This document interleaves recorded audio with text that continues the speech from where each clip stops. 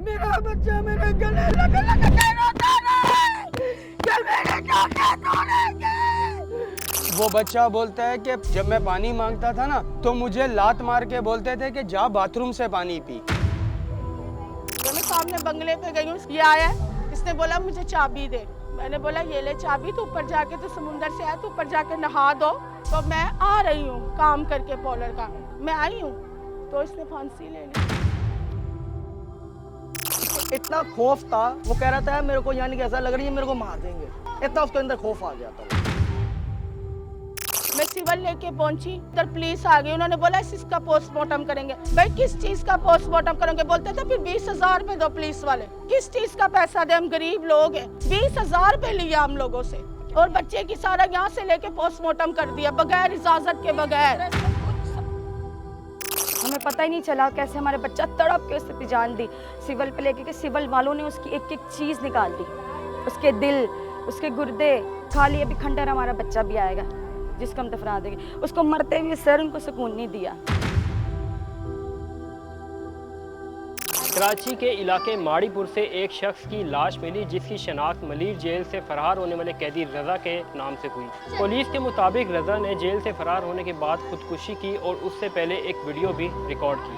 मैं दरख्वास्त करता हूँ सर, मुझे रिहाई दी जाए, मतलब मैं बेकसूर हूँ सर। ये जो हुआ सर, मैं भी था वहाँ से सर, मैंने भी निकलने की कोशिश, मतलब भागते हुए सर। क्रिश्चियन हूँ सर, सारे लोग भागे सर, हेरा फिर ऊपर चढ़ चढ़ के फायरिंग होने लगी सर।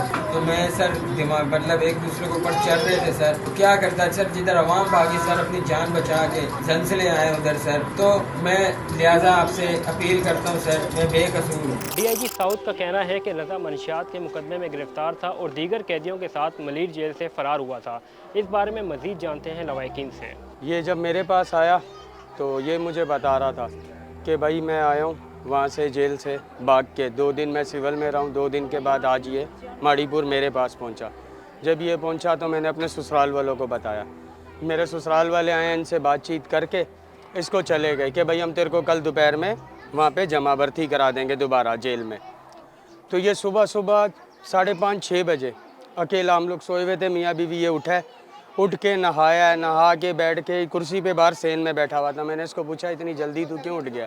बोलता यार मेरा दिल बहुत परेशान है, मैं जेल नहीं जाना चाहता हूँ। मैंने इसको पूछा ऐसा क्यों भाई, क्या परेशानी है? बोलता है मेरे साथ वहाँ पे बहुत बुरा हो रहा है। तो मैंने बोला क्या बुरा हो रहा है मुझे बता। बोलता था बस छोड़, बस रहने दे। और उसने वो नहीं बताया कि उसके साथ जेल में क्या बुरा हो रहा था। 8 बजे मैं उसके पास गया हूँ, तो मैंने उससे पूछा, मैंने क्या हुआ था? कहता है जंसला आया था, बहुत जानी कि अजीब सा वहाँ माहौल बन गया था, गोली चलने लग गई थी, पब्लिक पर पब्लिक चढ़ रही थी। कहता है मैं तो अपनी जान बचा के भागा हूँ, और नहीं भी उठ रहा तो पब्लिक ऐसे मार रही थी, उठो उठो भागो भागो भागो, शोर की आवाज़ें आने लगी। कहता मैं भी उठ के भाग गया। कहता मैं घर नहीं आया। कहता मैंने घर क्यों नहीं आया? कहता मेरे को डर लग रहा था इन लोगों से, तो घर पे कोई आना आ जाए फिर ना उठा के ले जाए। मेरे को थाने वाले ने बहुत मारा था पहले भी। तो मैंने क्यों मारा था? कहता कैसे मारा था? मैंने क्या हुआ था? कहता पानी के पैंपों से मारा था मेरे को। वो बच्चा बोलता है कि पानी, जब मैं पानी मांगता था ना तो मुझे लात मार के बोलते थे कि जा बाथरूम से पानी पी। उसको इतना खौफ था, वो कह रहा था मेरे को, यानी कि ऐसा लग रही है मेरे को मार देंगे, इतना उसके अंदर खौफ आ गया था। वो उस दिन दीवार टूटी है, मेरा बच्चा भागा, मैं उसको बोल भी नहीं हूँ कि तूने इतनी बड़ी गलती क्यों की। मेरी गोद में मुँह रख के रोता रहा कि अम्मी मेरा कोई कसूर नहीं, मुझे कैदियों ने मारा, सारे घुटने छीले में। वो भागता ही रहा है कि अम्मी मुझे समझ ही नहीं है, मैं भागते भागते रोड पे आ गया हूँ। कह रहा मुझे कोई पता नहीं है। कह रहा मैं जब रोड पे आया मुझे स्कूटर में सिविल में उतार दिया। वहाँ पे बैठ के उसका पता था कि आऊँगा फिर पकड़ा जाऊँगा। मेरी बेटी के घर पहुँच गए, लोगों ने कहा, मैं वकील के पास गई हूँ। मैंने जब वकील से बात की, उसने कहा कोई बात नहीं है, आप इसको सुबह 11 बजे कोर्ट में लेके आओ, मैं इसको सरेंडर करवा दूंगा। मैंने अपने माँ को उसको 3 दिन अपने पास रखा। मैं कहती तू टेंशन नहीं ले, हम लोग सुबह तुझे उधर पेश करेंगे। सुबह पेश करने की देर है, बस उसके दिल में ये था कि मुझे पुलिस बहुत मारेगी, मुझे पुलिस बहुत मारेगी। बस उसको यही पता, किसी ने उसको कहा तो जाएगा तेरी टांगे तोड़ेंगे। मेरा बच्चा मेरे गले लग लग के रोता है कि मेरे टांगे तोड़ेंगे, मैं कब से फांसी लेके मैं एक ही बात कहता रहा, अम्मी मेरा कोई कसूर नहीं, मैं बेगुनाह हूँ, मेरा कोई कसूर नहीं है। मैं सामने बंगले पे गई हूँ, इसको मैं घर पे, ये आया, इसने बोला मुझे चाबी दे। मैंने बोला ये ले चाबी, तो ऊपर जाके तो समुंदर से आया, तो ऊपर जाके नहा दो। तो मैं आ रही हूँ काम करके पॉलर का, जैसे मैं बुरश भूली हूँ, मैं आई हूँ तो इसने फांसी ले ली। मैं सिविल लेके पहुँची, सिविल वालों को बोला मैंने चेक करो, उधर पुलिस आ गई, उन्होंने बोला इसका पोस्टमार्टम करेंगे। भाई किस चीज़ का पोस्टमार्टम करेंगे? बोलते थे फिर 20,000 रुपये दो पुलिस वाले। हमने बोला ये तो कोई बात नहीं, बच्चा इतने डर के तुम्हारी खौफ से मरा, किस चीज़ का पैसा दे, हम गरीब लोग हैं। 20,000 रुपये लिया हम लोगों से, और बच्चे की सारा यहाँ से लेके पोस्टमार्टम कर दिया बगैर इजाज़त के, बगैर।